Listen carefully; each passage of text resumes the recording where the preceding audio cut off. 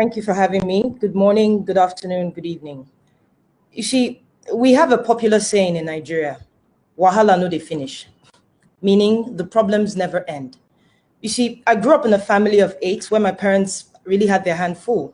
They worked to give us the best they could afford: education, Medicare, food, allowances, most importantly, a home.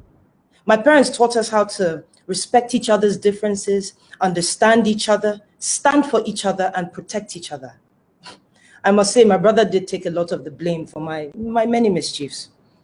But unfortunately, in the late 90s to 2000, things took a turn for the worse when the Ishekiris and the Ijaws in Warri, where we lived back then, went into war with each other because of a failure in leadership and respect for differences. Many were displaced from their homes and killed. My parents lost a lot, and I had to grow up real quick. This was my first real encounter with insecurity, a lack of accountability, and irresponsibility. Nigeria is home to over 200 million brothers and sisters that are beautifully diverse in tribe and faith. But we lack education, a functional health system, electricity, we lack jobs, security. The basic things that any parent, guardian, and in this case, a leader should provide so that we can achieve our ambitions. Instead, these basic things have been weaponized by our leaders and used against us, used to lure us to do their bidding, used to oppress us, keep us too hungry to be angry, used to kill us. So, dear Agnes, it was indeed hopeful to see the new generation of Nigerians stand up for Nigeria, not religious or tribe-based. But if we don't act, this new generation will be haunted like myself, wiped out, or succumb to the will of a dying generation. But even a magician cannot perform one trick forever, because we, the Nigerian people, were tired. And for the first time, I saw Nigerians stand for each other in protest all over the country. End SARS.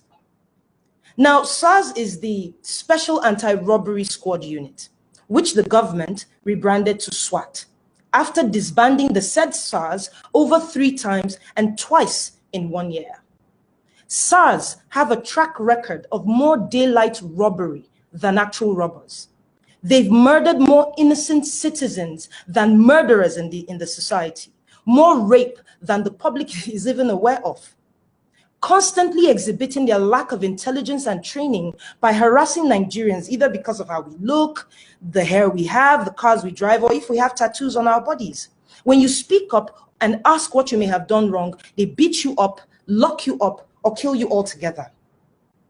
Now, this gave birth to a movement, End SARS, a movement against police brutality, which has since become a much bigger movement against bad governance. And the reason is simple. From the President, General Muhammadu Buhari, downwards, they are all SARS. You see, because this is a government, yes, that would rather silence and kill its citizens rather than be guided by their concerns and their cries. Hide COVID-19 palliatives, mind you, that were donated rather than feed its people.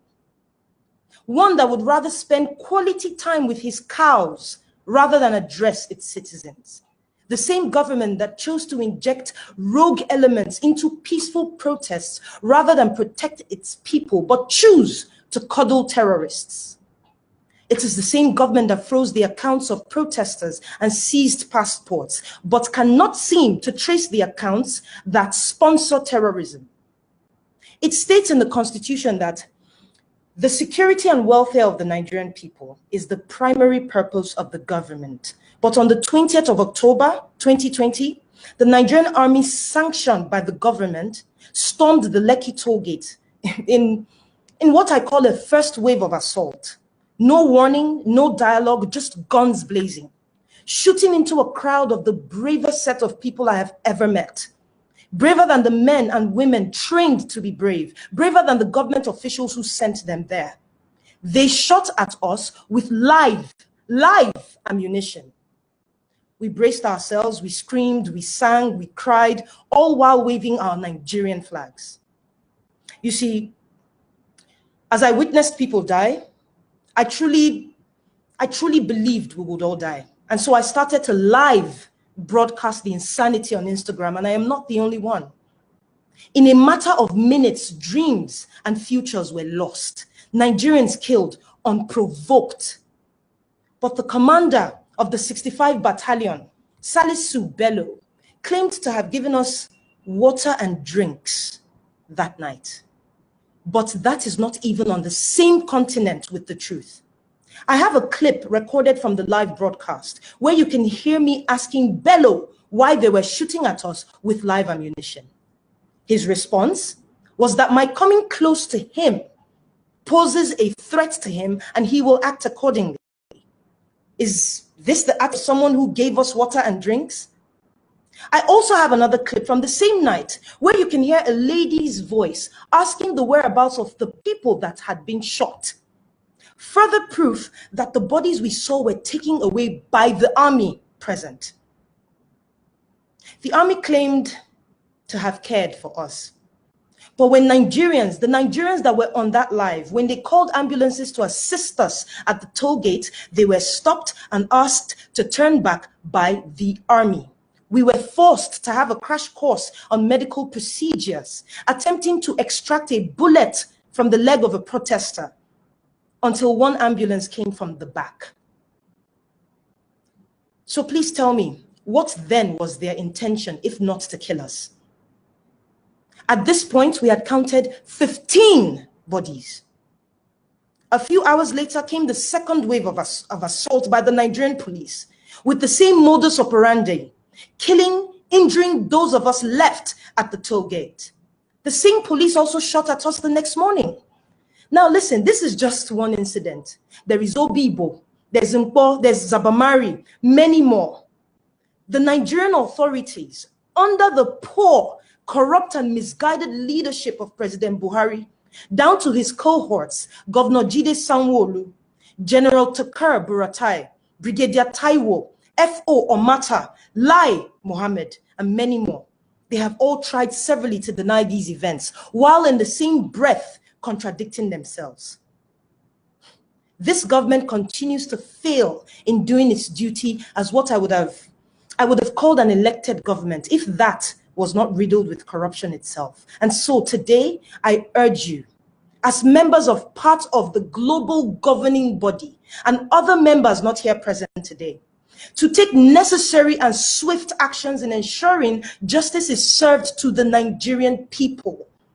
Through your investigations, I believe you will find ample evidence to bring charges against the elements in the Nigerian government. Please, please do not continue to place us at the back burner or say we are not a priority. Do not turn a blind eye to a nation with immense potential to be on the world stage if only these potentials are harnessed and not killed off. As Nigeria is a member of the United Nations, which says membership is open to all peace-loving states, it is evident in that statement alone the state of Nigeria has failed. Our leaders too greedy, too corrupt, and quite frankly, unequipped intellectually, mentally, physically, to protect Nigerians or move the nation anywhere.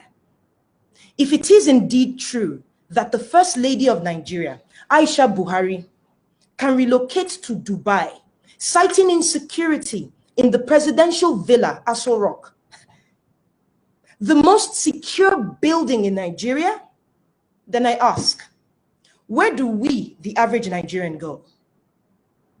Mr. Rod, you say your office has about 80